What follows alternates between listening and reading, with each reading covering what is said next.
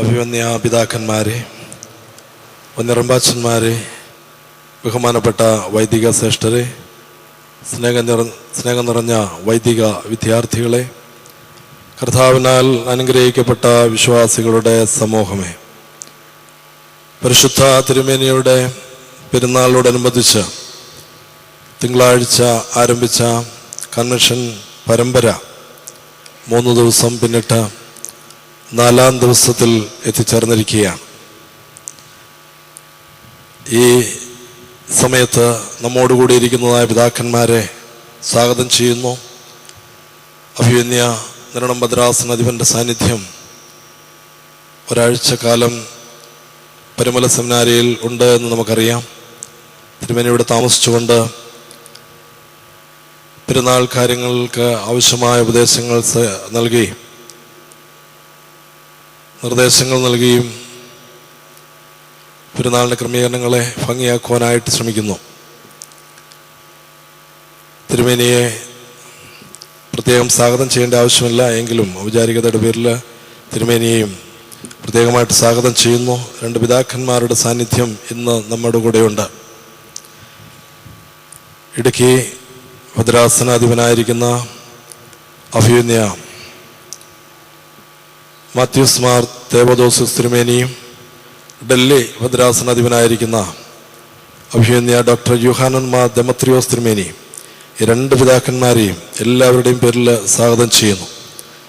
ഇന്ന് ഗാനശുശ്രൂഷ നിർവഹിച്ചതായ സെൻറ്റ് ബേസിൽ gospel team അംഗങ്ങളെയും, വന്യ വൈദിക ശ്രേഷ്ഠരെയും, സെൻറ്റ് ഗ്രിഗോറിയോസ് നഴ്സിംഗ് കോളേജിലെ വിദ്യാർത്ഥികളെയും, വൈദിക സെമിനാരിയിലെ വിദ്യാർത്ഥികളെയും, കടന്നു വന്നിരിക്കുന്ന എല്ലാവരെയും ഒറ്റവാക്കിൽ സ്വാഗതം ചെയ്യുന്നു. ഇന്ന് വചന ശുശ്രൂഷ നടത്തുന്നത് ബഹുമാനപ്പെട്ട ലെസ്ലി പി ചെറിയനച്ചനാണ്.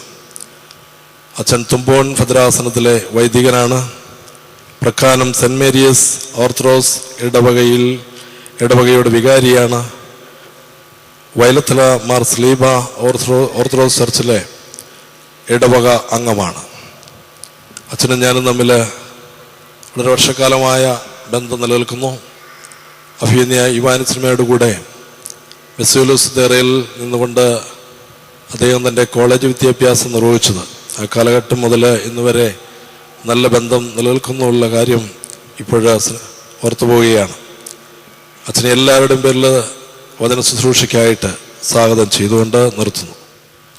ത്രിയേക ദൈവത്തിൻ്റെ ധന്യ തിരുനാമത്തിന് മഹത്വം ഉണ്ടാകട്ടെ. ഇടവക മെത്രാപ്പൊലീത്തായിരിക്കുന്ന അഭിവന്യ ക്രിസ്തുമോസ് തിരുമേനി, ഇടുക്കി ഭദ്രാസന അധിപൻ അഭിവന്യ തേവദോസ്യോസ് തിരുമേനി, സെമിനാരി ഗുരുനാഥൻ കൂടെ ആയിരിക്കുന്ന അഭിവന്യ ദെമത്രിയോസ് തിരുമേനി, വന്യരായ റമ്പാച്ചന്മാർ, പരുമല സെമിനാരിയുടെ മാനേജർ, ഞാനേറ്റവും സ്നേഹിക്കുന്ന പ്രിയ MC കുര്യാക്കോസ് അച്ഛൻ, വന്യരായ വൈദിക ശ്രേഷ്ഠരെ, വന്യരായ സിസ്റ്റേഴ്സ്, സെമിനാരി വിദ്യാർത്ഥികളായ പ്രിയ സഹോദരങ്ങളെ, പരിശുദ്ധ പരുമല തിരുമേനിയുടെ സാന്നിധ്യം അനുഭവിച്ച് ദൈവകൃപ പ്രാപിപ്പാൻ ഈ ദേവാലയത്തിൽ ആയിരിക്കുന്ന വിശ്വാസി സമൂഹമേ, ക്രിസ്തുയേശുവിൻ്റെ നാമത്തിൽ നിങ്ങൾക്ക് എൻ്റെ സ്നേഹ വന്ദനം. പരിശുദ്ധ പരുമല തിരുമേനിയുടെ ഓർമ്മ നിർവഹിക്കുവാൻ ഒരിക്കൽ കൂടെ ദൈവം നമ്മെ എല്ലാവരെയും അനുവദിച്ചിരിക്കുകയാണ്. പെരുന്നാളിനോട് അനുബന്ധമായി നടക്കുന്ന കൺവെൻഷന്റെ 4-ാം ദിവസത്തിലേക്ക് പ്രവേശിക്കുകയും ചെയ്യുന്നു. വിശുദ്ധിയുടെ പരിമളം നിറഞ്ഞു നിൽക്കുന്ന ഈ പുണ്യഭൂമിയിൽ നിന്നുകൊണ്ട് ദൈവവചനത്തിനായി നാം ഒരുമനപ്പെട്ട് കാതോർക്കുന്ന അനുഗ്രഹീതമായ ഈ സന്ദർഭം ജീവിതത്തിൽ എത്രയോ പ്രാവശ്യം വചന കേൾവിക്കായി നമ്മുടെ മനസ്സും കാതും ഒരുപോലെ കുറിപ്പിച്ചു വെച്ചിട്ടുണ്ട്. എന്നാൽ ഓരോ സമയവും കേൾക്കുന്ന വചനം എൻ്റെ ജീവിതത്തിൽ എങ്ങനെയാണ് എന്നെ സ്വാധീനിച്ചത് എന്ന് ഒരു നിമിഷമെങ്കിലും ചിന്തിപ്പാൻ ഇടയാകുന്നെങ്കിൽ അത് ധന്യമായി എന്നോർക്കുക.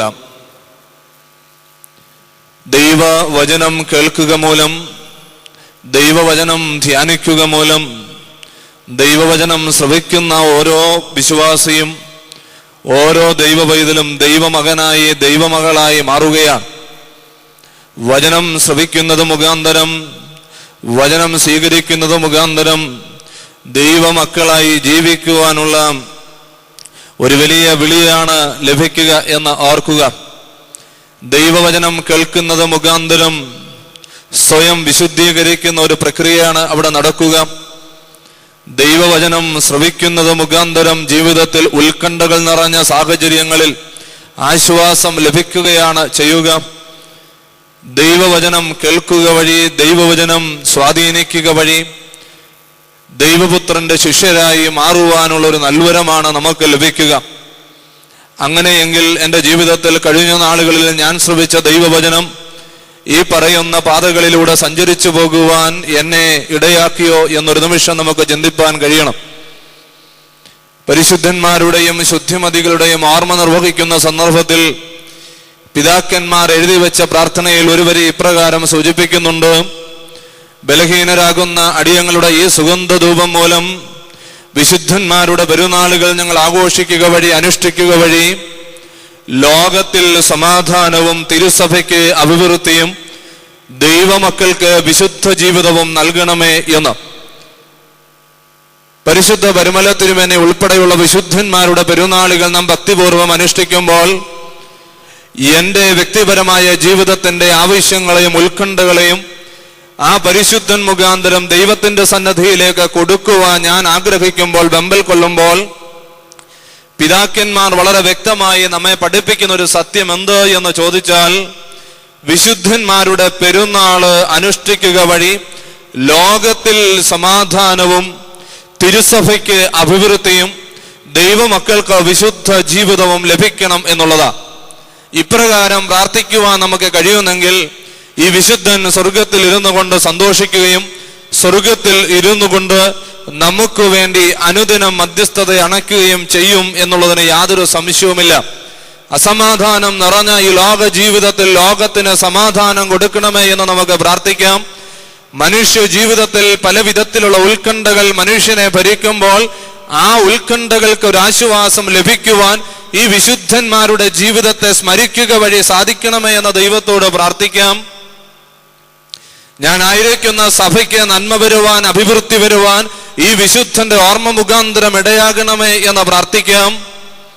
എനിക്ക് ഭൗതികമായ അനുഗ്രഹങ്ങളും നന്മകളും ലഭിക്കുന്നതിനുപരിയായി ഈ വിശുദ്ധ പിതാവ് ഈ ലോകത്തിൽ നിർവഹിച്ച ഒരു വിശുദ്ധ ജീവിതം പോലെ എനിക്കും വിശുദ്ധ ജീവിതം നയിക്കുവാനുള്ള നല്ല മുഖാന്തരം ഒരുക്കി തരണമേ എന്ന് പ്രാർത്ഥിക്കാം. അങ്ങനെയെങ്കിൽ ഈ വചനം ശ്രവിക്കുന്ന ഓരോ വിശ്വാസിയുടെയും ചുമതല എന്ത് എന്ന് ചോദിച്ചാൽ, വിശ്വാസ സ്ഥിരതയോടെ ജീവിത അന്ത്യം വരെ പുണ്യപരിശീലനത്തിൽ തന്റെ ജീവിതത്തെ കഴിക്കുക എന്നുള്ളതാ. വിശ്വാസ സ്ഥിരതയോടെ ജീവിത അന്ത്യം വരെ പുണ്യപരിശീലനത്തിൽ തന്റെ ജീവിതം കഴിക്കുക എന്നുള്ളതാ. ഇതൊരു പരിശീലനമാണ്, ഒരു നാളുകൊണ്ട് അവസാനിക്കുന്നതല്ല. ഇതൊരു അഭ്യസനമാണ്, ആത്മീയ പ്രക്രിയ എന്ന് പറയുക. ഈ ആത്മീയതയിലൂടെ ഞാൻ നേടിയെടുക്കേണ്ടുന്നത് ജീവിത അന്ത്യം വരെ വിശ്വാസ സ്ഥിരതയാണ്. അതുകൊണ്ടാണ് പിതാക്കന്മാർ പ്രാർത്ഥിച്ചു വെക്കുക, സത്യവിശ്വാസത്തിൽ ഞങ്ങളെ സ്ഥിരപ്പെടുത്തണമേ എന്ന്. സത്യവിശ്വാസത്തിൽ ഞങ്ങളെ സ്ഥിരപ്പെടുത്തണമേ എന്ന്. ജീവിത അന്ത്യം വരെ വിശുദ്ധ ജീവിതം നയിച്ചുകൊണ്ട് സത്യവിശ്വാസത്തിൽ നിലനിൽക്കുവാൻ കഴിയത്തക്ക നിലയിൽ ഈ പുണ്യപിതാവിന്റെ ജീവിതവും ഈ പുണ്യപിതാവിന്റെ പെരുന്നാളും നമ്മെ സ്വാധീനിക്കണം എന്ന് ഓർക്കുക. ആ നിലയിൽ ദൈവവചന കേൾവിക്കായി ദൈവത്തിന്റെ സന്നിധിയിൽ നാം നമ്മുടെ മനസ്സിനെ സമർപ്പിക്കുമ്പോൾ, ഇന്ന് ആരുടെ പെരുന്നാളിന്റെ ഭാഗമായി ദൈവവചന കേൾവിക്കായി നാം ദൈവസന്നിധിയിലേക്ക് അടുത്തു വരുന്നുവോ ആ പുണ്യപിതാവിന്റെ സന്നിധിയിൽ ഇരുന്നു കൊണ്ട് ദൈവം നമ്മളോട് പ്രതിവചിക്കുവാൻ ആഗ്രഹിക്കുന്നത് പരിശുദ്ധനായ പൗലോസ് അപ്പോസ്തലൻ കൊരിന്ത്യർക്ക് എഴുതിയ തന്റെ 1-ാം ലേഖനത്തിന്റെ 15-ാം അധ്യായം അതിന്റെ 58-ാം വാക്യമാണ്. ധാർമ്മികമായി അധപ്പതനിച്ച കൊരിന്ത്യ സഭയോട് പൗലോസ് അപ്പോസ്തലൻ വളരെ കർക്കശമായി ശഠ്യത്തോടെ പറയുന്ന ചില സന്ദേശങ്ങൾ ഈ ലേഖനത്തിൽ ഉൾക്കൊള്ളിച്ചിരിക്കുകയാണ്. കുത്തഴിഞ്ഞൊരു ജീവിതം എന്നുള്ളതാണ് ഓരോ കൊരിന്ത്യനെയും കുറിച്ച് പ്രതിവചിക്കുക. ഇന്നത്തെ ലോക ജീവിതം എടുത്തു നോക്കിയാലും ഇങ്ങനെ തന്നെയാ. കുത്തഴിഞ്ഞ ഒരു പുസ്തകം പോലെയാണ് ഓരോ ആത്മീയന്റെയും ജീവിതമെന്ന് പറയുക. എന്നാൽ കുത്തഴിഞ്ഞ ജീവിതത്തിൽ നിന്ന് ക്രമമുള്ള ഒരു ജീവിതത്തിലേക്ക് നടന്നു നീങ്ങുവാൻ വചനക്കേൾവിയും ഓരോ വിശുദ്ധന്റെ സന്നിധിയിലേക്കുള്ള കടന്നുവരവും മുഖാന്തരമായി ഭവിക്കണം. ആയതിനാൽ പരിശുദ്ധനായ പൗലോസ് അപ്പോസ്തലൻ നമ്മെ ഓർമ്മിപ്പിക്കുന്നു. 1 കൊരിന്ത്യർ 15-ാം അധ്യായം അതിന്റെ 58-ാം വാക്യം, ആകയാൽ എന്റെ പ്രിയ സഹോദരന്മാരെ, നിങ്ങൾ ഉറപ്പുള്ളവരും കുലുങ്ങാത്തവരും നിങ്ങളുടെ പ്രയത്നം കർത്താവിൽ വ്യർത്ഥമല്ല എന്ന് അറിഞ്ഞിരിക്കയാൽ കർത്താവിന്റെ വേലയിൽ എപ്പോഴും വർദ്ധിച്ചു വരുന്നവരും ആയിരിപ്പീൻ. ആകയാൽ എന്റെ പ്രിയ സഹോദരന്മാരെ, നിങ്ങൾ ഉറപ്പുള്ളവരും കുലുങ്ങാത്തവരും നിങ്ങളുടെ പ്രയത്നം കർത്താവിൽ വ്യർത്ഥമല്ല എന്ന് അറിഞ്ഞിരിക്കയാൽ കർത്താവിന്റെ വേലയിൽ എപ്പോഴും വർദ്ധിച്ചു വരുന്നവരും ആയിരിപ്പീൻ. പൗലോസ് അപ്പോസ്തലൻ തന്റെ 1-ാം ലേഖനത്തിന്റെ 15-ാം അധ്യായം ആരംഭിക്കുമ്പോഴും സഹോദരന്മാരെ എന്ന് പറഞ്ഞുകൊണ്ടാണ് തുടങ്ങുക. ഇത് അവസാനിപ്പിക്കുന്ന സന്ദർഭത്തിലും സഹോദരന്മാരെ എന്ന് പറയുകയാണ്. എന്താ ഇങ്ങനെ 2 ഇടത്തിലും സഹോദരന്മാരെ എന്ന് സംബോധന ചെയ്യുവാൻ കാരണം? വളരെ കർക്കശമായി ചില കാര്യങ്ങൾ അവരെ ഉപദേശിക്കുമ്പോൾ അവരുടെ ഇടയിൽ ഉടലെടുത്ത ചില സംശയങ്ങൾക്ക്, അനാചാരങ്ങൾക്ക്, ധാർമ്മികമായ മൂല്യച്യുതികൾക്ക് അറുതി വരുത്തുവാൻ അവരോട് സംസാരിക്കുമ്പോൾ അവരെ സഹോദരന്മാരെ എന്ന് പറഞ്ഞു തുടങ്ങുകയാണ്. എന്നാൽ കർക്കശമായ ചില നിർദ്ദേശങ്ങൾ അവർക്ക് കൊടുത്ത് അത് അവസാനിപ്പിക്കുമ്പോഴും സഹോദരന്മാരെ എന്ന് അഭിസംബോധന ചെയ്യുകയാണ്. ഞാൻ ഇങ്ങനെയൊക്കെ നിങ്ങളോട് സംസാരിച്ചാലും എനിക്കും നിങ്ങളോട് പരിഭവമില്ല എന്ന് ചൂണ്ടിക്കാണിക്കുവാൻ ഈ ഒരു സംബോധന ഉപയോഗിക്കുന്നു എന്ന് പിതാക്കന്മാർ പറയുക. പ്രിയമുള്ളവരെ, ഇന്ന് നാമും എന്നെ ഇന്ന് ശ്രവിക്കുന്ന ആളുകളിൽ കൂടുതലും വിദ്യാർത്ഥി സമൂഹമാ. ഗുരുക്കന്മാരും നമ്മെ വഴി നടത്തുന്നവരും ഒക്കെ പലപ്പോഴും കാലഘട്ടത്തിന്റെ കാലോചിതമായ ചില നിർദ്ദേശങ്ങൾ നമ്മുടെ മുമ്പിൽ വെക്കുമ്പോൾ നമുക്ക് പരിഭവം തോന്നാം. അവർ സ്നേഹത്തോടുകൂടെ എന്റെ കുഞ്ഞെ എന്ന് വിളിക്കുമ്പോൾ നമുക്ക് എന്തെന്നില്ലാത്തൊരു സന്തോഷം ഉണ്ടാകുന്നത് അനുഭവമാണ്. എന്ന് പറഞ്ഞതുപോലെ കോരിന്ത്യ സഭയിലെ മക്കളും കർക്കശമായ ചില നിർദ്ദേശങ്ങൾ കേട്ട് മനസ്സ് പരിഭവിച്ചിരിക്കുമ്പോൾ നിർദ്ദേശിക്കുന്ന പിതാവിന് മനസ്സിലായി ഈ മക്കൾക്ക് വേദനയുണ്ടാകാൻ സാധ്യതയുണ്ട്. അതുകൊണ്ട് ഈ പിതാവ് സഹോദരന്മാരെ എന്ന് വിളിച്ചു പറയുകയാ, നിങ്ങൾ ഉറപ്പുള്ളവരും കുലുങ്ങാത്തവരുമായി ഇരിക്കണം. നിങ്ങൾ ഉറപ്പുള്ളവരും കുലുങ്ങാത്തവരുമായി ഇരിക്കണമെന്ന് ഉത്ബോധിപ്പിക്കുകയാണ്. പല വിധത്തിലുള്ള ആകുലതകൾ കൊണ്ട് ഈ പുണ്യവാന്റെ സന്നിധിയിലേക്ക് കടന്നു വരുന്ന ഓരോ വിശ്വാസിയോടും ഈ പിതാവ് പറയുന്നതും ഇത് തന്നെയാ, നിങ്ങൾ ഒന്നുകൊണ്ടും ഭയപ്പെടേണ്ട, ഉറപ്പുള്ളവരും കുലുങ്ങാത്തവരുമായി ഇരുന്നാൽ മാത്രം മതി. ആരാണ് ഉറപ്പുള്ളവർ? ആരാണ് കുലുക്കമില്ലാത്തവർ? ജീവിതത്തിൽ ഉറപ്പുള്ളവരെയും കുലുക്കമില്ലാത്തവരെയും വിളിക്കുന്ന പേരാണ് ആത്മീയൻ എന്ന്.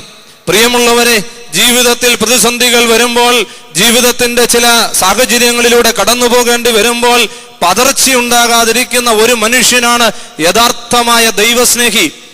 ജീവിതത്തിൽ എന്ത് സംഭവിച്ചാലും എന്നെ ശക്തനാക്കുന്നവൻ കൂടെയുണ്ട് എന്ന് ബോധ്യപ്പെടുന്നവനാണ് ദൈവമനുഷ്യൻ. അതുകൊണ്ട് പ്രിയമുള്ളവരെ, ജീവിതത്തിന്റെ പരിശുദ്ധ പരിമല തിരുമേനിയുടെ ചരിത്രം പഠിക്കുമ്പോൾ ജീവിതത്തിൽ സഭാപരമായി വ്യക്തിപരമായി ഒക്കെ പ്രതിസന്ധികളിലൂടെ കടന്നുപോയ വേളകളിൽ ദൈവമുഖത്തേക്ക് നോക്കി ദൈവസ്നേഹിയായി ദൈവ അന്വേഷകനായി ജീവിച്ചതുകൊണ്ട് ജീവിതത്തിൽ ഉറപ്പുള്ളവനായി മാറി, ജീവിതത്തിൽ കുലുക്കമില്ലാത്തവനായി മാറി. അതുകൊണ്ട് ഈ പുണ്യപിതാവിന്റെ ഓർമ്മയെ നിർവഹിക്കുന്ന എനിക്കും നിങ്ങൾക്കും ലഭിക്കേണ്ടുന്നത് എന്ത് എന്ന് ചോദിച്ചാൽ ജീവിതത്തിൽ ഒരു ഉറപ്പാണ്, ജീവിതത്തിൽ ഒരു ധൈര്യമാണ്. ഒന്നും കൊണ്ടും ആകുലപ്പെടേണ്ട എന്ന് ദൈവം നമ്മളോട് വ്യക്തിപരമായി പറയുന്ന ഒരു വലിയ അനുഭവമാണ് ഉണ്ടാകേണ്ടുന്നത് എന്ന് ഓർക്കുക. കൊരിന്ത്യ ലേഖനത്തിന്റെ 15-ാം അധ്യായം 1 കൊരിന്ത്യർ 15-ാം അധ്യായം പഠിക്കുമ്പോൾ അറിയാം, പരിശുദ്ധ സഭയുടെ ശവസംസ്കാര ശുശ്രൂഷയിൽ പുരുഷന്മാരുടെ ശുശ്രൂഷ നിർവഹിക്കുന്ന വേളയിൽ അവിടെ വായിച്ചു കേൾക്കപ്പെടുന്ന ലേഖന ഭാഗമാണ് 1 കൊരിന്ത്യർ 15-ാം അധ്യായം എന്ന് പറയുക. എന്താ ഇവിടെ പ്രതിപാദിക്കുന്നത് എന്ന് ചോദിച്ചാൽ, മരിച്ചവരുടെ പുനരുദ്ധാനത്തെക്കുറിച്ചും പുനരുദ്ധാനത്തിന്റെ ക്രമത്തെക്കുറിച്ചും പുനരുദ്ധാന ശരീരത്തിന്റെ പ്രത്യേകതകളെ കുറിച്ചും വളരെ ഭംഗിയായി വളരെയധികം ശക്തമായി പ്രതിപാദിക്കുന്ന ഒരു വേദഭാഗമാണ്. അതുകൊണ്ട് പ്രിയമുള്ളവരെ, ക്രൂശിക്കപ്പെട്ട യേശുവിനെ പ്രസംഗിച്ചു തുടങ്ങിയ ഈ സുവിശേഷം ഉദ്ധിതനായ ക്രിസ്തുവിനെ പറ്റി പ്രസംഗിക്കുന്ന ഒരു വലിയ അനുഭവത്തിലേക്കാണ് വഴി നടക്കുക എന്ന് ഓർക്കുക. പ്രിയമുള്ളവരെ, ഇവിടെ പൗലോസ് അപ്പോസ്തലൻ ഓർമ്മിപ്പിക്കുന്നു, നിങ്ങൾ ഉറപ്പുള്ളവരും കുലുങ്ങാത്തവരുമായി തീരണം. നിങ്ങൾ ചെയ്യുന്നതെല്ലാം കർത്താവിൽ വ്യർത്ഥമല്ല എന്ന് തിരിച്ചറിയണം. ആ തിരിച്ചറിവോടുകൂടെ നിങ്ങളുടെ വേലയിൽ ഉത്സുകരാകണം എന്ന് ഓർമ്മിപ്പിക്കുകയാണ്. അതുകൊണ്ട് ഇവിടെ ചിന്തിപ്പാനുള്ള ഒരു ചിന്ത എന്ത് എന്ന് ചോദിച്ചാൽ, നമുക്ക് യേശു ക്രിസ്തുവിൽ ജീവിപ്പാൻ കഴിഞ്ഞിട്ടുണ്ടോ? അനുഗ്രഹീതമായി പെരുന്നാളിൽ സംബന്ധിക്കുമ്പോൾ പൗലോസ് അപ്പോസ്തലന്റെ ഈ വാക്കുകളിലൂടെ പരിശുദ്ധന്റെ പെരുന്നാളിലേക്ക് പ്രവേശിക്കുവാൻ ഒരുങ്ങുമ്പോൾ ഒരു നിമിഷം എന്നോട് തന്നെ ഒന്ന് ചോദിച്ചു നോക്കുക, നാം നമ്മോട് തന്നെ ഒന്ന് ചോദിച്ചു നോക്കുക, എനിക്ക് ഇന്ന് വരെ യേശു ക്രിസ്തുവിൽ ജീവിപ്പാൻ സാധിച്ചിട്ടുണ്ടോ? പ്രിയമുള്ളവരെ, മാമോദീസ സ്വീകരിച്ചത് കൊണ്ടോ വിശുദ്ധ കുർബാന അനുഭവം ജീവിതത്തിൽ ഉണ്ടായത് കൊണ്ടോ നീ ക്രിസ്തുവിൽ ആയിത്തീരുകയില്ല. ക്രിസ്തുവിൽ ആകണമെങ്കിൽ ക്രിസ്തു പറയുന്നത് ശ്രദ്ധയോടെ കേൾക്കണം. ക്രിസ്തുവിൽ ആകണമെങ്കിൽ ക്രിസ്തു ചെയ്തതുപോലെ ചെയ്യുവാൻ കഴിയണം. ക്രിസ്തു പഠിപ്പിച്ചത് ജീവിതത്തിൽ പ്രാവർത്തികമാക്കുവാൻ കഴിയണം. ഈ വിശുദ്ധന്റെ ജീവിതത്തെ മനസ്സിലാക്കുമ്പോൾ അമ്മയുടെ ഉദരത്തിൽ വെച്ച് തന്നെ യിരെമ്യാവിനെ തെരഞ്ഞെടുത്തതുപോലെ ശൈശവത്തിലെ ദൈവം വിളിച്ചടിപ്പിച്ച ഒരു ദൈവ പൈതൽ എന്നുള്ള നിലയിൽ ഞാൻ ദൈവത്തിൻ്റെതാണ് എന്നുള്ള ഒരു ഉത്തമ ബോധ്യത്തോടുകൂടെ ജീവിച്ചവനാ. പ്രിയമുള്ളവരെ, ഞാനും നിങ്ങളും മാമോദീസായിലൂടെ ദൈവത്തിന്റെ പൈതലായി ക്രിസ്തുവിൽ മരിച്ച് ക്രിസ്തുവിൽ ജനിച്ച് ക്രിസ്തുവിൽ ജീവിക്കുവാൻ തക്കവണ്ണം ദൈവം ആഗ്രഹിക്കുമ്പോൾ ഇന്നുവരെ പിന്നിട്ട എന്റെ ജീവിതയാത്രയിൽ ക്രിസ്തുവിലാണോ ഞാൻ ജീവിച്ചത് എന്ന് ഒരു നിമിഷം ചിന്തിച്ചു നോക്കുക. ഞാനും നിങ്ങളുമൊക്കെ അഭിമാനിക്കുന്ന ഒരു കാര്യമാണ്, ആത്മീയതയിൽ ജീവിക്കുന്നവരാണ് നാം. ആത്മീയ മക്കളെന്ന് പലപ്പോഴും പ്രശംസിക്കുന്നവരാണ്. എന്താണ് യഥാർത്ഥ ആത്മീയത? ആരാണ് യഥാർത്ഥ ആത്മീയൻ എന്ന് പലപ്പോഴും ഇന്ന് തിരിച്ചറിയുവാൻ കഴിയാതെ പോവുകയാ. പൊയ്മുഖം നിറഞ്ഞ ഈ ലോക ജീവിതത്തിൽ ആരെ നോക്കിയിട്ടാണ് കാണാൻ കഴിയുക ഇവനൊരു ആത്മീയനാണ് എന്ന് പറയുവാൻ സാധിക്കുക? പലപ്പോഴും സാധ്യമാകാതെ പോവുകയാണ്. അതുകൊണ്ട് പ്രിയമുള്ളവരെ, എന്തുകൊണ്ടാണ് ഇതിന് പരാജയം സംഭവിക്കുക? ആത്മീയതയ്ക്ക് പരാജയം സംഭവിക്കുക എന്തുകൊണ്ട് എന്ന് ചോദിച്ചാൽ, ആത്മീയ മനുഷ്യരായി കാണപ്പെടുന്ന നാം എന്താകുന്നു എന്നും ഏത് ആത്മാവിനാൽ നയിക്കപ്പെടുന്നു എന്നും എന്താണ് ജീവിതത്തിൽ ഉന്നം വെക്കുന്നത് എന്നും തിരിച്ചറിയാൻ കഴിയാതെ പോവുകയാ. അതാണ് ആത്മീയതയുടെ പരാജയം എന്ന് പറയുക, ആത്മീയതയുടെ അപജയം എന്ന് പറയുക. ആത്മീയ മനുഷ്യരായി കാണപ്പെടുന്ന ഓരോ വ്യക്തിയും എന്താകുന്നു എന്നും ഏത് ആത്മാവിനാൽ നയിക്കപ്പെടുന്നു എന്നും എന്താണ് ജീവിതത്തിൽ ലക്ഷ്യം വെക്കുന്നത് എന്നും തിരിച്ചറിയാൻ കഴിയാതെ പോവുകയാ. എന്തുകൊണ്ട് ഒന്ന് ചോദിച്ചു നോക്കിക്കേ. എന്തുകൊണ്ടാണ് ലക്ഷ്യം തെറ്റിപ്പോകുന്നത്? എന്തുകൊണ്ടാണ് ജീവിതത്തിന്റെ ലക്ഷ്യം മാറിപ്പോകുന്നത്? എന്തുകൊണ്ടാണ് ഏതാത്മാവിനാൽ ഞാൻ നയിക്കപ്പെടുന്നു എന്ന് തിരിച്ചറിയുവാൻ കഴിയാതെ പോകുന്നത്? അക്കമിട്ട് പറഞ്ഞാൽ, ഒന്ന്, ക്ഷണികവും നീചവുമായ കാര്യങ്ങൾക്ക് മനസ്സ് ശ്രദ്ധ വെക്കുകയാണ്. ഈ ലോകത്തിൽ ജീവിക്കുമ്പോൾ ക്ഷണികവും നീചവുമായ കാര്യങ്ങൾക്ക് വേണ്ടി വളരെയേറെ നാം ബുദ്ധിമുട്ടുകയാണ്. രണ്ട്, അത്യധികമായി ഉത്കണ്ഠ പ്രദർശിപ്പിക്കുകയാണ്. മൂന്ന്, ആത്മീയ കാര്യങ്ങളിൽ ഏകാഗ്രമായ ചിന്ത നഷ്ടപ്പെടുകയാണ്. ഉത്കണ്ഠയില്ലാത്ത ആരെങ്കിലും ഉണ്ടോ ഈ ലോകത്ത്? അങ്ങനെയെങ്കിൽ എല്ലാ കൗൺസിലിംഗ് സെന്ററുകളും പൂട്ടിക്കെട്ടേണ്ട കാലമായി. പ്രിയമുള്ളവരെ, ഇന്ന് പ്രായവ്യത്യാസം കൂടാതെ എല്ലാവരും ഉത്കണ്ഠരായി ജീവിക്കുകയാണ്. സമ്പത്തിനെ ഓർത്തിട്ടാവാം, തൻ്റെ കുടുംബജീവിതത്തെ ഓർത്തിട്ടാവാം, തനിക്ക് ലഭിച്ച കൂട്ടാളിയെ ഓർത്തിട്ടാവാം, തൻ്റെ മക്കളെ ഓർത്തിട്ടാവാം. മുന്നോട്ടുള്ള ജീവിതം എങ്ങനെയെന്നറിയാതെ പലപ്പോഴും ആകുലപ്പെട്ടിരിക്കുകയാണ്. കഴിഞ്ഞ ദിവസം 2 ദിവസങ്ങൾക്ക് മുൻപ് പത്തനംതിട്ടയിൽ ഞാൻ നിൽക്കുമ്പോൾ 32 വയസ്സുള്ള ഒരു യുവാവ് എൻ്റെ അടുക്കൽ വന്നിട്ട് എന്നോട് ചോദിച്ചു, എനിക്ക് അല്പസമയം സംസാരിക്കാൻ തരുമോ? എനിക്ക് ഏറെ പറയുവാനുണ്ട്. ഞാൻ ആകെ ഭയപ്പെട്ടു പോയി. മുഷിഞ്ഞ കോലത്തിൽ എൻ്റെ മുൻപിൽ ഒരു ചെറുപ്പക്കാരൻ വന്ന് നിന്നപ്പോൾ എൻ്റെ അടുക്കൽ ഞാനിരിക്കുന്ന മുറിയിൽ മറ്റാരുമില്ല. അവൻ എങ്ങനെയാണ് അവിടേക്ക് വന്നത് എന്ന് എനിക്കറിയില്ല. എന്നോട് ചോദിച്ചു, അച്ഛൻ എനിക്ക് അല്പസമയം തരുമോ? ഞാൻ പറഞ്ഞു, ഒത്തിരി സമയം തരുവാൻ പറ്റില്ല. നീ എങ്ങനെയാണ് ഇവിടെ വന്നത്? നീ എവിടെ നിന്ന് വന്നു? നീ ആരാണ് എന്ന ഒറ്റ വാചകത്തിൽ ഞാൻ ചോദിച്ചു. ഈ ചെറുപ്പക്കാരൻ എന്നോട് പറഞ്ഞു, ഞാൻ ആത്മഹത്യ ചെയ്യാൻ ഇറങ്ങിയ ഒരു ചെറുപ്പക്കാരനാ. ഇത് കേൾക്കുമ്പോൾ അച്ഛൻ ചിരിച്ചേക്കാം. ഞാൻ ആത്മഹത്യ ചെയ്യാൻ ഇറങ്ങിയ ഒരു ചെറുപ്പക്കാരനാ. എന്റെ അച്ഛൻ ഞാൻ പഠിച്ചത് ചങ്ങനാശ്ശേരി SP കോളേജിലാ, ഇപ്പോൾ ഞാൻ വരുന്നത് കോട്ടയത്തു നിന്നാ. എങ്ങോട്ടെന്നറിയാതെ പുനലൂർ വണ്ടിയിൽ കയറി ഇവിടെ വന്നപ്പോൾ ഇവിടെ ഇറങ്ങി ഒരു ബോർഡ് കണ്ടു. ആ ബോർഡ് കണ്ടുകൊണ്ട് കയറിയതാ. പക്ഷെ ആ ബോർഡിന്റെ അടിയിലിരിക്കുന്നയാള് ഞാനല്ല, മറ്റു വൈദികരാ. പക്ഷേ അവിടെ ആ സമയത്ത് ഞാനായിപ്പോയത് കൊണ്ട് ഈ ചെറുപ്പക്കാരൻ എന്റെ മുമ്പിലാന്ന് വന്ന് പെട്ടത്. ഞാൻ ചോദിച്ചു, നീ എന്തിനാ ആത്മീകതയ്ക്ക് ശ്രമിക്കുന്നത്? ഒത്തിരി ഉണ്ടച്ചാ പറയാൻ. ഞാൻ പറഞ്ഞു, ഒത്തിരി കേൾക്കുവാൻ സമയമില്ല. ഇവൻ പറഞ്ഞു, ചുരുക്കി പറയാം, എന്റെ അമ്മ ക്രിസ്ത്യാനിയല്ല, എന്റെ അപ്പൻ ഒരു ക്രിസ്ത്യാനിയാ. ഞാൻ അവരുടെ രണ്ടാമത്തെ മകനാ. എന്റെ അമ്മ മരിച്ചു, എന്റെ അപ്പൻ രണ്ടാമത് വിവാഹം കഴിച്ചു. വീണ്ടും രണ്ടാമത് വിവാഹം കഴിച്ച എന്റെ അപ്പൻ തന്റെ ഭാര്യ കൂടാതെ മൂന്നാമത് വീണ്ടും കുടുംബ ബന്ധത്തിൽ ഏർപ്പെടുന്നത് കണ്ട് ഭയപ്പെട്ടു പോയ ഒരു പൈതലാണ് ഞാൻ. അവന്റെ മുഖത്തേക്ക് നോക്കിക്കൊണ്ട് ഇരുന്നു. എന്റെ ജ്യേഷ്ഠൻ ആത്മഹത്യ ചെയ്തു. അവനും അപ്പന്റെ വഴിയെ സഞ്ചരിച്ചു. അവന് ഇഷ്ടമുള്ള ഒരു വിവാഹ ജീവിതം തെരഞ്ഞെടുത്തു. അവന് 2 മക്കളാ, ഒരു പെണ്ണും ഒരാണും. ഈ പെൺകൊച്ചിന്റെ മുഖത്തേക്ക് നോക്കുമ്പോൾ എനിക്ക് ആത്മഹത്യ ചെയ്യാൻ തോന്നാറില്ല. ആത്മഹത്യ ചെയ്യണമെന്ന് വിചാരിച്ച് ഇന്നും ഞാൻ യാത്ര പുറപ്പെട്ടതാ. പക്ഷേ ആ പിള്ളേരുടെ മുഖം എന്റെ മുഖത്തേക്ക് വരുമ്പോൾ എനിക്ക് മരിക്കാൻ തോന്നുന്നില്ല. ഞാൻ ബാംഗ്ലൂരിൽ താമസിച്ച് ജോലി ചെയ്തയാളാ. ഇവൻ ഭംഗിയായി ഇംഗ്ലീഷും പറയുന്നുണ്ട്, മലയാളവും പറയുന്നുണ്ട്. ഞാൻ ആകെ ഭയപ്പെട്ട മുഖത്തേക്ക് നോക്കി. ഞാൻ ചോദിച്ചു, ഞാൻ എന്താണ് നിനക്ക് ചെയ്തു തരേണ്ടുന്നത്? ഇവൻ എന്നോട് പറഞ്ഞു, എനിക്ക് ബാംഗ്ലൂരിന് പോയാൽ കൊള്ളാം. ഞാൻ എന്റെ തടി രക്ഷിക്കാൻ വേണ്ടി ബാംഗ്ലൂരിൽ പോകുവാനുള്ള ക്രമീകരണം ചെയ്തു. അവൻ എന്റെ മുൻപിൽ മുട്ടുകുത്തി പ്രാർത്ഥിക്കണമെന്ന് പറഞ്ഞു. പ്രാർത്ഥിച്ചു, അവനെ പറഞ്ഞയച്ചു. ഞാൻ പറഞ്ഞത് എന്തിന് എന്ന് ചോദിച്ചാൽ എങ്ങോട്ടാണെന്നറിയില്ല ഈ ചെറുപ്പക്കാരന്റെ യാത്ര. ചില ജീവിതത്തിന്റെ സാഹചര്യങ്ങളിൽ അവൻ ഭയപ്പെട്ട് തന്റെ ജീവിതത്തെ ഇനിയും വേണ്ട എന്ന് ചിന്തിക്കുന്ന നിമിഷങ്ങൾ.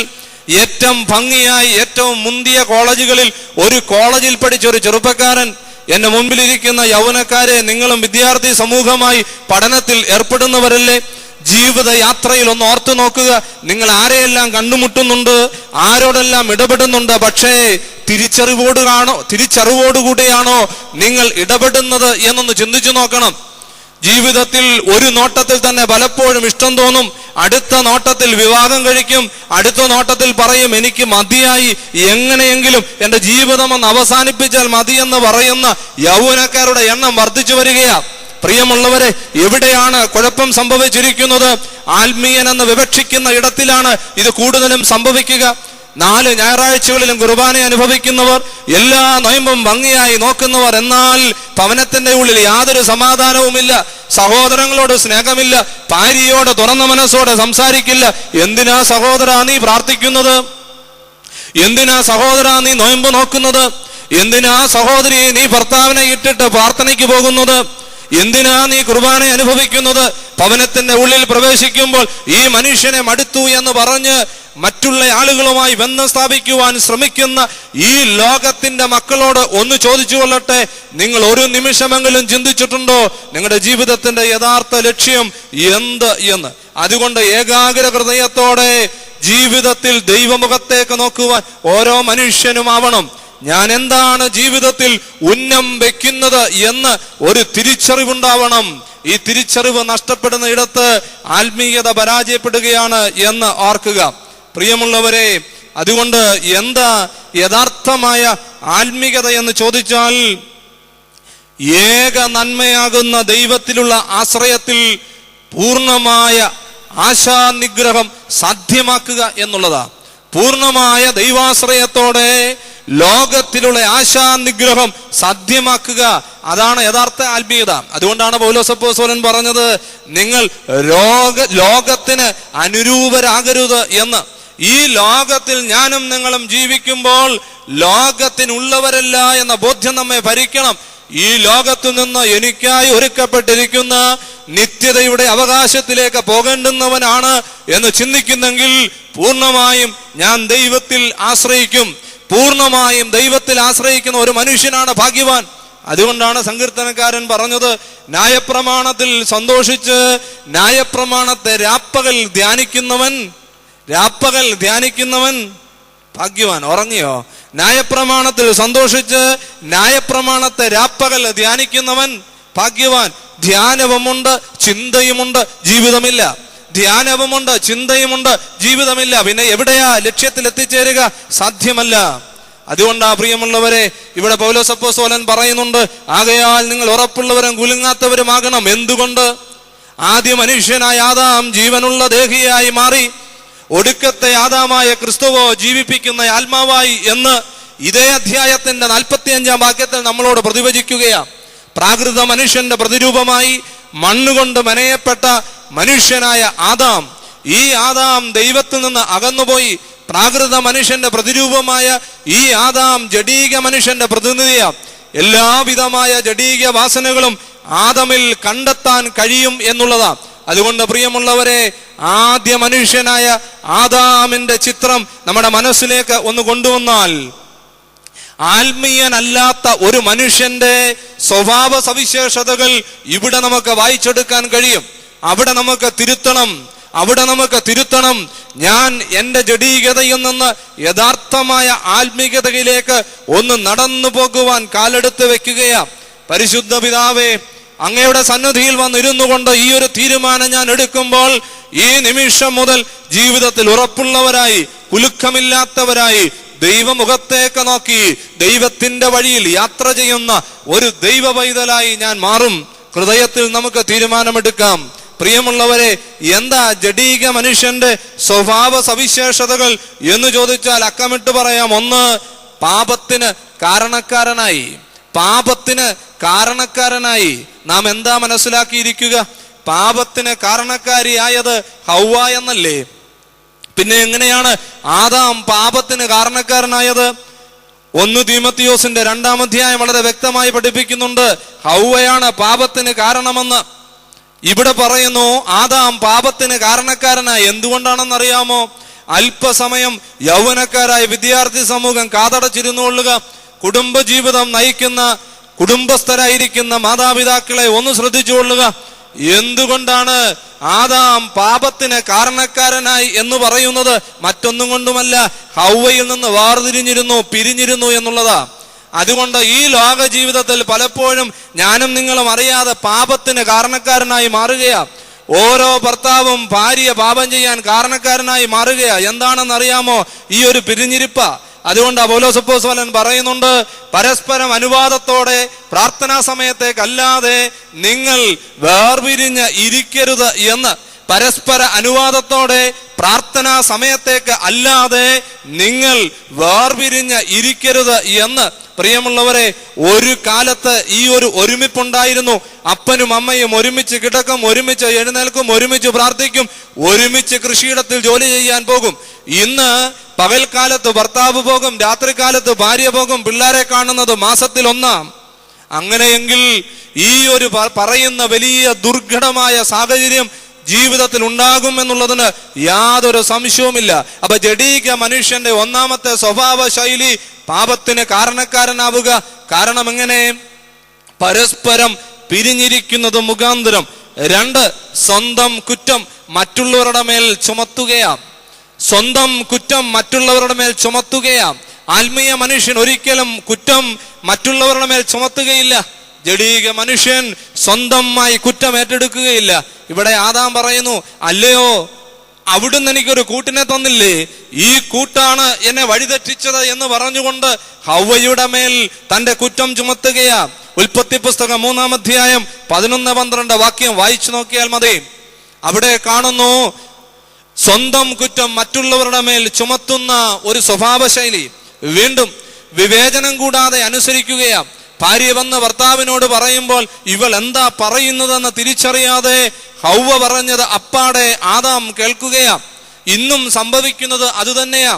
പറയുന്നത് വിവേചനത്തോടെ അനുസരിക്കുവാൻ കഴിയണം, അല്ലെങ്കിൽ സ്നേഹിച്ചു വളർത്തിയ അപ്പനും അമ്മയും പടിക്ക് പുറത്തായി പോകും. ഭാര്യ പറയുന്നത് വിവേചനപൂർവ്വം കേട്ടില്ലെങ്കിൽ തന്നെ നൊന്തു പ്രസവിച്ച അമ്മയോട് സ്നേഹമില്ലാതെ പോകും. ഭാര്യ പറയുന്നത് വിവേചനപൂർവ്വം ശ്രദ്ധിച്ചു കേട്ടില്ല എങ്കിൽ ജീവിതം വഴിയിൽ വെച്ച് നിന്നു പോകുമെന്ന് ഓർക്കുക. അതുകൊണ്ട് പ്രിയമുള്ളവരെ, വിവേചനപൂർവമായ ഒരു അനുസരണമാണ് ആത്മീയ മനുഷ്യന്റെ ലക്ഷണം എന്ന് മനസ്സിലാക്കുക. ഇത് ഭാര്യയാണേലും കേട്ടുകൊള്ളണം. ഭർത്താവ് പറയുന്നത് വിവേചനപൂർവം സ്വീകരിക്കുവാനുള്ള ഒരു ആത്മീയ കരുത്ത് നേടിക്കൊള്ളണം.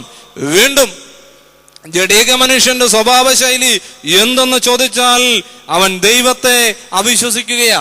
പറഞ്ഞില്ലേ നിങ്ങൾ എല്ലാം ചെയ്തുകൊള്ളുക, എല്ലാ ഫലങ്ങളും ഭക്ഷിച്ചുകൊള്ളുക. പക്ഷേ പിശാച് വന്ന് പറഞ്ഞപ്പോൾ, ഹൗവ വന്ന് ആദമിനോട് സ്നേഹപൂർവ്വം പറഞ്ഞപ്പോൾ ആദാം ഒരു നിമിഷം ദൈവത്തിൽ അവിശ്വസിച്ചു.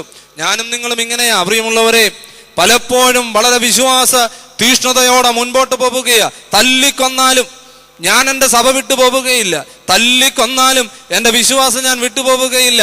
ഒന്ന് വീണു, ദൈവം എഴുന്നേൽപ്പിച്ചു, വീണ്ടും അവനെ ഒന്ന് വീഴ്ത്തും, അവൻ മാറിപ്പോകുമോ എന്നറിയാൻ. പക്ഷേ അവിടെ അവൻ ദൈവം തമ്പുരാൻ അല്പം മാറി നിൽക്കുമ്പോൾ ദൈവത്തിൽ അവിശ്വസിക്കുകയാ, പോകുകയാ, രക്ഷ തേടി പോവുകയാ. ഒരു രക്ഷയുമില്ല, കിട്ടുകയില്ല. ഇത് വളരെ വ്യക്തമായ അനുഭവം കൊണ്ട് പറയുകയാ. പ്രിയമുള്ളവരെ, എനിക്ക് അറിവുള്ളൊരു ചെറുപ്പക്കാരൻ ഒരാപത്ത് അനർത്ഥത്തിൽ പെട്ടുകഴിഞ്ഞ് അവന് സൗഖ്യം ലഭിച്ചത് എല്ലാ വിശ്വാസികളുടെയും പ്രാർത്ഥന കൊണ്ടാ. അവന് വീണ്ടും ശാരീരികമായ ക്ഷീണം വന്നപ്പോൾ അവിടെ അവന്റെ അടുക്കൽ വന്നവർ പറഞ്ഞു, നിന്നെ കർത്താവ് സൗഖ്യമാക്കും, പക്ഷേ നീ അവിടെ നിന്നാ പോരാ, ഇവിടെ വാ. അതാ നമ്മുടെ കുഴപ്പം. ഇവിടെ നിന്നാ പോരാ, അവിടേക്ക് പോകണമെന്ന് പറയുമ്പോൾ എവിടെയെന്നുള്ള വിവേചനം നഷ്ടപ്പെട്ടു പോവുകയാണ്. അതുകൊണ്ട് പിതാക്കന്മാർ പറയുന്നു, സത്യവിശ്വാസത്തിൽ നീ സ്ഥിരപ്പെടണം. അതുകൊണ്ട് ഒരിക്കലും ദൈവത്തെ അവിശ്വസിക്കരുത്. നീ ചോദിക്കാതെ ഈ ലോകത്തിൽ ജീവിക്കുവാൻ നിനക്ക് ദൈവം അവസരം തന്നെങ്കിൽ നിന്നെ വ്യക്തമായി ദൈവത്തിന് അറിയാം, യാതൊരു സംശയവും വേണ്ട. അവിടെ നിനക്ക് രോഗം വന്നാലും, ആപത്ത് വന്നാലും, പ്രതിസന്ധി വന്നാലും, നിന്റെ കയ്യിലെ പണം മുഴുവൻ നഷ്ടപ്പെട്ടാലും, നിന്റെ ഭാര്യ നിന്നെ ഇട്ടേച്ചു പോയാലും ദൈവത്തിന്റെ പദ്ധതിയാ. അതുകൊണ്ട് ഭയപ്പെടേണ്ട പ്രിയമുള്ളവരെ. എന്ത് ദൈവത്തിൽ പൂർണ്ണമായും വിശ്വസിക്കണം എന്നുള്ളതാ. ദൈവകൽപ്പന മറന്നു പോകരുത്. ദൈവകൽപ്പന മറന്നു കളഞ്ഞു. ഇവിടെയാണ് മനുഷ്യന് പറ്റിയ മറ്റൊരു തെറ്റ്. ദൈവം എന്താ കൽപ്പിച്ചത്? നീ എല്ലാം ഭക്ഷിച്ചുകൊള്ളുക, ഇതിന്റെ യഥേ ഇഷ്ടം എല്ലാം നീ ഉപയോഗിച്ചുകൊള്ളുക. പക്ഷെ ആ കൽപ്പന ഒരു നിമിഷത്തേക്ക് അവൻ മറന്നു പോവുകയാ. ഇതാണ് ജഡീക മനുഷ്യന്റെ സ്വഭാവ സവിശേഷതകൾ. ഇതിൽ നിന്നാണ് പ്രിയമുള്ളവരെ നാം തിരുത്തപ്പെടേണ്ടുന്നത് എന്ന് ഓർക്കുക. അങ്ങനെയെങ്കിൽ മാത്രമേ ഞാൻ ക്രിസ്തുവിൽ ജനിച്ചു എന്നും ക്രിസ്തുവിൽ ജീവിക്കുന്നു എന്നും എനിക്ക് ഭയം കൂടാതെ മടി കൂടാതെ പറയുവാൻ സാധിക്കുകയുള്ളൂ. അതുകൊണ്ട് അനുഗ്രഹീത ദൈവമക്കളെ ഓർക്കുക, എങ്ങനെയാണ് ഇവിടെ ഒരു തിരുത്തൽ ഉണ്ടാവുക? ഈ തിരുത്തൽ ജീവിതത്തിൽ ഉണ്ടാകുമ്പോഴാണ് ഞാൻ ആത്മീയനായി മാറുക. ഈ സ്വഭാവ ശൈലികൾ ജഡീകമായ മനുഷ്യന്റെ സ്വഭാവങ്ങൾ ആണെന്നു വരികിൽ ആത്മീയ മനുഷ്യനും കാണണ്ടേ ചില സ്വഭാവ സവിശേഷതകൾ. 2 സ്വഭാവ സവിശേഷതകൾ പറഞ്ഞ് എന്റെ വാക്കുകൾ അവസാനിപ്പിക്കുകയാ. പ്രിയ മാനേജരെ ചെന്ന സമയം അവസാനിക്കുവാൻ തുടങ്ങുകയാ. അതുകൊണ്ട് പ്രിയമുള്ളവരെ, ഈ പരിശുദ്ധ പിതാവിന്റെ പെരുന്നാൾ നാം അനുഷ്ഠിക്കുമ്പോൾ ഈ പുണ്യപിതാവിന്റെ സന്നിധിയിൽ ഇരുന്നു കൊണ്ട് ദൈവമുഖത്തേക്ക് ഞാനും നിങ്ങളും നോക്കുമ്പോൾ ഒരാത്മീയ മനുഷ്യനായി, നല്ല മനുഷ്യനായി മാറണം. എനിക്ക് നഷ്ടപ്പെട്ട പണം തിരിച്ചു കിട്ടണമേ എന്ന് പ്രാർത്ഥിച്ചാലും പരമലയിൽ വരരുത്. എനിക്ക് ഉന്നതമായ ജീവിത നിലവാരം ലഭിക്കണമേ എന്ന് പ്രാർത്ഥിച്ച് ആരും പരമലയിൽ വരരുത്. എന്തിനു വരണമെന്ന് ചോദിച്ചാൽ എന്റെ ശാരീരികമായ രോഗസൗഖ്യത്തെക്കാൾ അപ്പുറമായി എന്റെ പാപരോഗത്തിന് സൗഖ്യം ലഭിക്കണമേ എന്ന് പ്രാർത്ഥിച്ചുകൊണ്ട് ഈ പുണ്യവാന്റെ സന്നിധിയിൽ തന്റെ മുഴങ്കാലുകൾ മടക്കുവാൻ ഇടയാകണം. അങ്ങനെ ആകുമ്പോഴാണ് ഒരു മനുഷ്യൻ നല്ല മനുഷ്യനായി മാറുക, ആത്മീയ മനുഷ്യനായി മാറുക എന്നോർക്കുക. എന്താണ് ആത്മീയ മനുഷ്യന്റെ പ്രത്യേകത? 1, പൂർണ്ണ ഹൃദയത്തോടെ ദൈവത്തോട് യോജിച്ചിരിക്കും. ആത്മീയ മനുഷ്യൻ പൂർണ്ണ ഹൃദയത്തോടെ ദൈവത്തോട് യോജിച്ചിരിക്കും. പൂർണ്ണ ഹൃദയത്തോടെ ദൈവത്തോട് യോജിച്ചിരുന്ന ഒരു പുണ്യവാന്റെ സന്നിധിയിലാണ് ഉത്കണ്ഠയോടെ ഞാനും നിങ്ങളും വന്നിരിക്കുക. അതുകൊണ്ട് പ്രിയമുള്ളവരെ, സർവ സൃഷ്ടികളിൽ നിന്നും സ്വതന്ത്രനായി ദൈവത്തോട് പൂർണ്ണമായും ഒന്നിക്കണം. ഏതൊരു പുരോഹിതനും വിശുദ്ധ കുർബാന അർപ്പിക്കുവാൻ ബലിപീഠത്തിൽ പ്രവേശിക്കുമ്പോൾ അവിടെ നടത്തുന്ന രഹസ്യ പ്രാർത്ഥനയിൽ ചൊല്ലുന്നൊരു പ്രാർത്ഥനയുണ്ട്. കർത്താവെ, ഞാൻ പൂർണ്ണമായും നിന്നിലായി തീർന്നുകൊണ്ട് ഈ ദിവ്യ രഹസ്യങ്ങളുടെ നൽവരം പ്രാപിക്കുവാൻ എന്നെ നീ യോഗ്യനാക്കണമേ എന്ന്. കർത്താവെ, ഞാൻ പൂർണ്ണമായും നിന്നിലായി തീർന്നുകൊണ്ട് ദിവ്യ രഹസ്യങ്ങളുടെ നൽവരം പ്രാപിക്കുവാൻ എനിക്കിടയാകണമേ എന്ന് പ്രാർത്ഥിച്ചുകൊണ്ടാണ് വിശുദ്ധ കുർബാനയിലേക്ക് പ്രവേശിക്കുക. അതുകൊണ്ട് പ്രിയമുള്ളവരെ, ഇത് പുരോഹിതൻ വിശുദ്ധ ബലി അർപ്പിക്കുമ്പോൾ മാത്രം ചൊല്ലേണ്ട പ്രാർത്ഥനയല്ല. ഓരോ കുടുംബിനിയും, ഓരോ കുടുംബനാഥനും, ഓരോ വിദ്യാർത്ഥിയും, ഓരോ യൗവനക്കാരനും ജീവിതത്തിൽ ചൊല്ലേണ്ട ഒരു പ്രാർത്ഥനയാ. കർത്താവേ, ഞാൻ നിന്നിൽ ആയിത്തീരണമേ, കർത്താവേ ഞാൻ നിന്നിൽ ആയിത്തീരണമേ. ക്രിസ്തുവിൽ ജീവിച്ച് ക്രിസ്തുവിൽ ആയിത്തീർന്ന ഒരു മനുഷ്യന്റെ സന്നിധി ഞാനും നിങ്ങൾ നിൽക്കുമ്പോൾ ഈ ക്രിസ്തുവിൽ ജീവിപ്പാൻ എനിക്ക് സാധിക്കുന്നുണ്ടോ? ക്രിസ്തുവിൽ എനിക്ക് ജീവിപ്പാൻ സാധിക്കുന്നെങ്കിൽ ഞാൻ പൂർണ്ണ ഹൃദയത്തോടെ ദൈവത്തോട് യോജിച്ചിരിക്കുകയാ. ഞാൻ പൂർണ്ണ ഹൃദയത്തോടെ ദൈവത്തോട് യോജിച്ചിരിക്കുകയാ. മരുഭൂമിയിലെ പിതാക്കന്മാരിൽ ഒരുവനായ വിശുദ്ധ ഹൈറാക്സ് പറയുന്ന ഒരു കാര്യമുണ്ട്. നിന്റെ അറയിൽ കഴിഞ്ഞുകൂടുക, നിന്റെ അറയിൽ കഴിഞ്ഞുകൂടുക. നിനക്ക് വിശന്നാൽ ഭക്ഷിക്കുക, നിനക്ക് ദാഹിച്ചാൽ കുടിക്കുക. ആരെക്കുറിച്ചും ദുഷിച്ച് സംസാരിക്കരുത്, നീ രക്ഷ പ്രാപിക്കും. നീ ആരെക്കുറിച്ചും ദുഷിച്ച് സംസാരിക്കരുത്, നീ രക്ഷ പ്രാപിക്കും. പ്രിയമുള്ളവരെ, വന്ന വഴിയിൽ ഞാനും ആരെയെല്ലാം ദുഷിച്ചു പറഞ്ഞു. ഞങ്ങൾ കുറെ അച്ഛന്മാർ ഒന്നിച്ചാ വന്നത്. വന്ന വഴിയിൽ ആരെയെല്ലാം പരിദോഷം പറഞ്ഞു. പ്രിയമുള്ളവരെ, ഈ വചനം പറയുവാൻ എനിക്ക് എന്തേ യോഗ്യത? ഒരു യോഗ്യതയുമില്ല. എന്നാൽ ദൈവം നമുക്കൊരു അവകാശം തന്നിട്ടില്ലേ? തെറ്റ് ചെയ്താൽ നിനക്ക് തിരുത്താനുള്ള സന്ദർഭമുണ്ട്. അതാണ് നിനക്ക് തന്നിരിക്കുന്ന അനുതാപ ജീവിതം.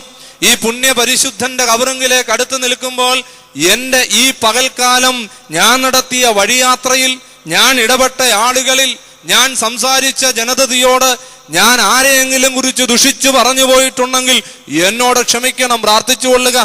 ഈ ഒരു പ്രാർത്ഥന മനസ്സിൽ നിന്ന് ഉയരുമ്പോഴാണ് ദൈവത്തോട് പൂർണ്ണമായും യോജിക്കുവാൻ കഴിയുക. വെറുതെയൊന്നുമല്ല പിതാക്കന്മാർ പ്രാർത്ഥിച്ചത്. പിതാക്കന്മാർ പറഞ്ഞു, ദൈവത്തോടെ ഒന്നിക്കുമ്പോൾ നിർമ്മല ചിന്തകളും ദൈവിക രഹസ്യങ്ങളുടെ ആഴങ്ങളിലേക്ക് നോക്കുവാൻ കഴിയുന്ന ഒരാത്മീയ അനുഭവം ഉണ്ടാകുന്നു എന്ന, രഹസ്യങ്ങളുടെ ആഴങ്ങളിലേക്ക് നോക്കുവാൻ കഴിയുന്ന ഒരാത്മീയ അനുഭവം ഉണ്ടാവുകയാണ്. അതുകൊണ്ട് പ്രിയമുള്ളവരെ, പ്രാർത്ഥിക്കണം. ഈ ലോക ജീവിതത്തിൽ ദുഷിപ്പ് പറയുവാൻ എന്റെ നാവിനെ നീ വിട്ടുകൊടുക്കരുതേ. അതുകൊണ്ട് പിതാക്കന്മാർ പാടി പ്രാർത്ഥിച്ചു, നിർമ്മലരിൽ കനിയും നിർമ്മലനാം ദേവാ, ഞങ്ങൾക്കെന്നും നൽകണമേ നിർമ്മല ഹൃദയം. നിൻ പ്രീതിക്കെതിരാം പാഴാം ചിന്തകളും ദുഷ്ടവികാരവും എങ്ങളിൽ നിന്നൊഴിവാക്കണമേ. നിന്റെ പ്രീതിക്കെതിരായി നിൽക്കുന്ന സകലവിധമായ പാഴ്ചിന്തകളും എന്നിൽ നിന്ന് നീക്കിക്കളഞ്ഞ് എന്റെ ഹൃദയം നിന്നോട് ചേർന്നിരിക്കുവാൻ എനിക്ക് ഇടയാകണമേ എന്ന് പ്രാർത്ഥിപ്പാൻ കഴിയണം. അങ്ങനെയെങ്കിൽ മാത്രമേ ജീവിതത്തിൽ ഉറപ്പ് ലഭിക്കുകയുള്ളൂ. അങ്ങനെയെങ്കിൽ മാത്രമേ ജീവിതത്തിൽ കുലുക്കമില്ലാത്തവരായി ഇരിപ്പാൻ കഴിയുള്ളൂ. അങ്ങനെയെങ്കിൽ മാത്രമേ ചെയ്യുന്ന ഓരോ പ്രവൃത്തിയും ക്രിസ്തുവിൽ വൃദ്ധമല്ല എന്ന് തിരിച്ചറിഞ്ഞുകൊണ്ട് അവന്റെ വേലയിൽ ഉറ്റിരിപ്പാൻ കഴിയൂ എന്ന് ഓർക്കുക. ഒരാത്മീയ മനുഷ്യൻ തന്റെ ഹൃദയത്തെ ദൈവഹൃദയത്തോട് ചേർത്ത് വെക്കണം, ഒട്ടിച്ചു വെക്കണം, മാറ്റിവെക്കരുത്. അതുകൊണ്ടാണ് സങ്കീർത്തനക്കാരൻ പറയുക, എല്ലാ കാലവും യഹോവയിൽ നീ ആശ്രയിക്കുക, എല്ലാ കാലവും യഹോവയിൽ നീ ആശ്രയിക്കുക, നിന്റെ ഹൃദയത്തെ അവങ്കിലേക്ക് പകരുക. എല്ലാ കാലവും യഹോവയിൽ ആശ്രയിക്കുക, നിന്റെ ഹൃദയത്തെ അവങ്കിലേക്ക് പകരുക. ഓരോ നോമ്പും ഓരോ ഉപവാസവും ഓരോ ഞായറാഴ്ചയുടെ ആരാധന അനുഭവവും നിന്റെ ഹൃദയത്തെ ദൈവത്തിങ്കിലേക്ക് പകരുന്ന അനുഭവമാണ്. നിന്റെ ഹൃദയത്തെ ദൈവത്തിന്റെ ഹൃദയത്തോട് ചേർത്ത് വെക്കണം. അതാണ് ആത്മീയ മനുഷ്യൻ. ഇവിടെ നമുക്ക് തിരുത്താം. 2, ക്രിസ്തുബന്ധത്തിലുള്ള സജീവത നിലനിർത്തണം. ദൈവത്തോടെ തന്റെ ഹൃദയത്തെ ചേർത്ത് വെക്കുന്നു. 1. 2, ഈ ലോകത്തിന് രക്ഷ നൽകുവാൻ, എനിക്ക് രക്ഷ നൽകുവാൻ സ്വർഗത്തിന്റെ ഉന്നതിയെ വെടിഞ്ഞ് ഭൂമിയിലേക്ക് ഇറങ്ങി വന്ന ദൈവപുത്രന്റെ ബന്ധത്തിലുള്ള സജീവത്വം നിലനിർത്തുവാൻ എനിക്കും നിങ്ങൾക്കും ആവണം എന്നുള്ളതാണ്. യോഹന്നാന്റെ സുവിശേഷം 15-ാം അധ്യായം 7-ാം വാക്യത്തിൽ ഇങ്ങനെ നാം വായിക്കുന്നുണ്ട്, നിങ്ങൾ എന്നിലും എൻ്റെ വചനം നിങ്ങളിലും വസിച്ചാൽ നിങ്ങൾ ഇച്ഛിക്കുന്നത് നിങ്ങൾ അപേക്ഷിപ്പീൻ, അത് നിങ്ങൾക്ക് ലഭിക്കും. നിങ്ങൾ എന്നിലും എൻ്റെ വചനം നിങ്ങളിലും വസിച്ചാൽ. എന്താ ഈ വചനം? എന്താ ഈ വചനം? യോഹന്നാന്റെ സുവിശേഷം 1-ാം അധ്യായം 14-ാം വാക്യത്തിൽ പറയുന്നുണ്ടല്ലോ, ജഡധാരണം ചെയ്ത ക്രിസ്തു കൃപയും സത്യവും നിറഞ്ഞവനായി നമ്മുടെ ഇടയിൽ വസിച്ചു എന്ന്. അതാണ് വചനം. ജഡധാരണം ചെയ്ത ക്രിസ്തുവാണ് വചനം. അതുകൊണ്ട് ക്രിസ്തു ഉള്ളിൽ വസിക്കുന്ന ഒരുവൻ ദൈവത്തോട് എന്ത് അപേക്ഷിച്ചാലും അത് കിട്ടും. അതുകൊണ്ടാ പ്രിയമുള്ളവരെ, പരിശുദ്ധ പരമല തിരുമേനി 54 വർഷം മാത്രം ഈ ലോകപ്രകാരം ലോകത്തിൽ ജീവിച്ചുള്ളൂ. എങ്കിലും ഇന്ന് സ്വർഗത്തിൽ മാലാഖഗണത്തോട് ചേർന്നിരുന്നു കൊണ്ട് നാനാജാതി മതസ്ഥർക്ക് സഭാവ്യത്യാസം കൂടാതെ, സമുദായ വ്യത്യാസം കൂടാതെ, ആര് വിശ്വാസത്തോടെ ദൈവത്തോട് ആ പരിശുദ്ധന്റെ മധ്യസ്ഥതയിൽ അഭയപ്പെടുന്നുവോ അവർക്ക് അനുഗ്രഹങ്ങൾ ലഭിക്കുന്നു. കാരണം എന്താ? ക്രിസ്തു ആ പുണ്യപിതാവിന്റെ ഉള്ളിൽ വസിച്ചത് കൊണ്ട്. എന്റെയും നിങ്ങളുടെയും ഉള്ളിൽ ക്രിസ്തു വസിക്കുന്നു എങ്കിൽ ദൈവത്തോട് ആ ക്രിസ്തുവിന്റെ ആത്മാവിൽ എന്ത് ചോദിച്ചാലും അത് ദൈവം നമുക്ക് തരും എന്ന് പൂർണ്ണമായി വിശ്വസിക്കുക. ഇവിടെ നമ്മുടെ കുഴപ്പം എന്താ? ഇതൊന്നും എന്റെ കാര്യമല്ല, ഇതൊന്നും എന്റെ കാര്യമല്ല എന്ന് ചിന്തിച്ചുകൊണ്ടാണ് നാം ജീവിക്കുക. പലസ്തീൻ നാട്ടിൽ ഒരു സാമ്രാജ്യം ഭരിച്ച ഒരു രാജാവുണ്ട്. തന്റെ കൊട്ടാരം മലമുകളിലിരിക്കുന്ന കൊട്ടാരത്തിൽ വസിച്ചുകൊണ്ട് ഭൂപ്രദേശത്തേക്ക് നോക്കിയപ്പോ രാജാവിന് തോന്നി ഒന്നും സംഭവിക്കില്ല, എനിക്ക് യാതൊരു കുഴപ്പവുമില്ല. അതുകൊണ്ട് തന്റെ കൊട്ടാരത്തിന്റെ താഴ്വാരത്തിൽ നടക്കുന്ന കഷ്ടപ്പാടുകൾ ഈ രാജാവിന് അറിയാൻ സാധിച്ചില്ല. താഴെ ജനങ്ങൾ പട്ടിണി കൊണ്ട് മരിക്കുകയാ, ക്ഷാമം കൊണ്ട് പൊറുതിമുട്ടുകയാ. രാജാവ് സുഖിമാനായി പത്തായപ്പുരയിൽ ഇരിക്കുന്ന ധാന്യ സമൃദ്ധി കൊണ്ട് ജനത്തിന്റെ ദുഃഖമറിയാതെ തന്റെ കൊട്ടാരത്തിൽ വസിക്കുകയാ. ഇന്നും ഇങ്ങനെയാ. പലപ്പോഴും പലയിടങ്ങളിലും പലരും ജനത്തിന്റെ പ്രയാസം അറിയുന്നില്ല, ഭവനത്തിന്റെ താഴെക്കടയിൽ കിടക്കുന്ന സഹോദരന്റെ പ്രയാസം അറിയുന്നില്ല. മണിമാളികയിൽ താമസിക്കുന്ന ഒരുവൻ എനിക്കെല്ലാം ഉണ്ട് എന്ന് വിചാരിക്കുമ്പോൾ തൊട്ടടുത്ത് വേദന അനുഭവിക്കുന്നവന്റെ കണ്ണീരൊപ്പാൻ കഴിയുന്നില്ല. സമൂഹത്തിൽ വേദന അനുഭവിക്കുന്നവന്റെ കണ്ണീരൊപ്പാനുള്ള നിയോഗമാണ് ഓരോ ദൈവവൈതലനും ഉള്ളത് എന്നുള്ള തിരിച്ചറിവ് അവന് നഷ്ടപ്പെട്ടു പോവുകയാ. ഈ പുണ്യപിതാവിനെ സംബന്ധിച്ച് സമൂഹത്തിന്റെ വേദന ഒപ്പിയെടുത്തവനാ. അന്യന്റെ കണ്ണുനീര് എന്റെ കണ്ണുനീരായി കണ്ടുകൊണ്ട് ആ കണ്ണുനീര് ഒപ്പിയെടുത്തവനാ. ഇവിടെ ഇരിക്കുന്ന പിതാക്കന്മാർ സമൂഹത്തിന്റെ വേദന ഒപ്പിയെടുക്കുവാൻ വെമ്പൽ കൊള്ളുന്നവരാ. ഒസ്താത്യോസ് തിരുമേനിയും തുടർന്ന് ക്രിസോസ്റ്റമോസ് തിരുമേനിയും മിഷൻ പ്രവർത്തനങ്ങൾ വ്യാപൃതരാകുന്ന പിതാക്കന്മാരും സഭാ സമൂഹവും ചെയ്യുന്നത് അത് തന്നെയാ എന്ന് നാം പലപ്പോഴും ചിന്തിക്കുകയാ. പക്ഷേ പലപ്പോഴും ഇറങ്ങിച്ചെല്ലാൻ സാധിക്കുന്നുണ്ടോ? ഒരു നിമിഷം തിരിച്ചു ചിന്തിക്കണം. ഈ രാജാവ് ചിന്തിച്ചു, എനിക്കൊരു കുഴപ്പവുമില്ല. ഒരു മനുഷ്യൻ രാജാവിന്റെ അടുക്കൽ വന്നിട്ട് രാജാവിനോട് പറഞ്ഞു, അങ്ങ് ധാന്യത്തിൽ നിന്ന് എന്തെങ്കിലും തരണം, ബുദ്ധിമുട്ടുകയാ ജനം. ഒരു കുഴപ്പവുമില്ല, ഒരു ബുദ്ധിമുട്ടുമില്ല, എനിക്ക് തരാൻ മനസ്സില്ല. രാജാവ് വഴങ്ങില്ല എന്ന് മനസ്സിലായ ഈ മനുഷ്യൻ രാജാവിന്റെ ഇഷ്ടമറിയാം. രാജാവിന്റെ ഇഷ്ടം മീൻ പിടിക്കാൻ പോകുന്നതാ. ഈ മനുഷ്യൻ പറഞ്ഞു, അങ്ങ് എന്നോടുകൂടെ മീൻ പിടിക്കാൻ വരുന്നോ? അങ്ങ് എന്നോടുകൂടെ മീൻ പിടിക്കാൻ വരുന്നോ? രാജാവ് പറഞ്ഞു, അതൊക്കെ ഞാൻ വരാം, അതൊക്കെ എനിക്ക് ഇഷ്ടമുള്ള കാര്യമാ, എന്നാ വാ പോര്. ഈ മനുഷ്യൻ രാജാവിനെ സ്നേഹത്തോടെ വിളിച്ചു. തന്റെ ഒരു പഴഞ്ചൻ വഞ്ചിയിൽ കയറ്റി നദിയിലേക്ക് വള്ളമിറക്കി തുഴഞ്ഞു ദൂരെ പോയി കടലിലേക്ക് പ്രവേശിക്കുന്ന കടലിടുക്കിലായി. അവിടെ പാറക്കെട്ടുകൾ തിങ്ങി നിൽക്കുകയാ. ഈ മനുഷ്യൻ പറഞ്ഞു, രാജാവേ, ഇവിടെ നിന്ന് കടൽ തുടങ്ങുകയാ, അതിനെന്താ? അത് പറഞ്ഞു കഴിഞ്ഞ ഉടനെ തന്റെ കയ്യിലിരുന്ന സഞ്ചിയിൽ നിന്ന് ഒരു ഉളിയെടുത്ത് ഈ മനുഷ്യൻ താനിരുന്ന ഇടം കുഴിക്കാൻ തുടങ്ങി. രാജാവ് ചോദിച്ചു, അല്ലയോ സഹോദര, നീ എന്ത് മടയത്തരമാ കാണിക്കുക? നീ ഇരിക്കുന്ന ഇടം കുഴിക്കുകയാണോ? അതെനിക്കൊരു പ്രശ്നമല്ല. ഈ മനുഷ്യൻ പറഞ്ഞു. എന്താണെന്നറിയാമോ? രാജാവ് പറഞ്ഞു, ജനം ബുദ്ധിമുട്ടുന്നത് എനിക്കൊരു പ്രശ്നമല്ലെന്ന്. ഈ മനുഷ്യൻ പറഞ്ഞു, ഞാൻ ഇരിക്കുന്ന ഇടമാ ഞാൻ കുഴിക്കുന്നത്, അതുകൊണ്ട് രാജാവ് അവിടെയല്ല ഇരിക്കുക, അതെനിക്കൊരു പ്രശ്നമല്ല. കാരണം എന്താ? ഇനിയും ഞാൻ എന്റെ നാട്ടിലേക്ക് ചെന്നാൽ പട്ടിണിയാണ് മിച്ചം, മരണമാണ് മിച്ചം. അങ്ങനെയെങ്കിൽ ഇവിടെ വെച്ച് അങ്ങ് മരിച്ചുകൂടെ? അതുകൊണ്ട് രാജാവിന്റെ കാര്യം എനിക്ക് പ്രശ്നമല്ല എന്ന് ഈ മനുഷ്യൻ പറഞ്ഞു. അവിടെ ഈ രാജാവിന്റെ കണ്ണ് തുറക്കപ്പെട്ടു. അതുകൊണ്ട് പ്രിയമുള്ളവരെ, കണ്ണ് തുറക്കപ്പെടണം. ക്രിസ്തു ബന്ധത്തിലുള്ള സജീവതയാണ് കണ്ണുകൾ തുറക്കപ്പെടുക. നിന്റെ കണ്ണുകൾ അടഞ്ഞിരിക്കുകയാണോ? തുറക്കട്ടെ. ഈ പുണ്യപിതാവിന്റെ സന്നദ്ധിയിൽ വരുമ്പോൾ നിനക്ക് അന്ധതയുണ്ടോ? മാറട്ടെ.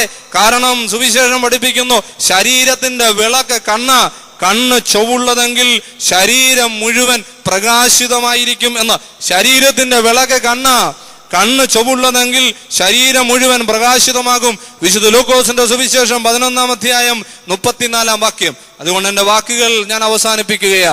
പ്രിയമുള്ളവരെ, ആകയാൽ എന്റെ സഹോദരന്മാരെ, നിങ്ങൾ ഉറപ്പുള്ളവരും കുലുങ്ങാത്തവരുമായി നിങ്ങളുടെ പ്രയത്നം വൃദ്ധമല്ല എന്ന് തിരിച്ചറിഞ്ഞ് ക്രിസ്തുവിൽ നിങ്ങളുടെ വേലയെ തികപ്പീൻ എന്ന് പൗലോസ് അപ്പോസ്തലൻ പറയുന്ന ഈ ശക്തമായ നിർദ്ദേശം ജീവിതത്തിൽ ഉൾക്കൊണ്ടുകൊണ്ട് ജീവിക്കുവാൻ.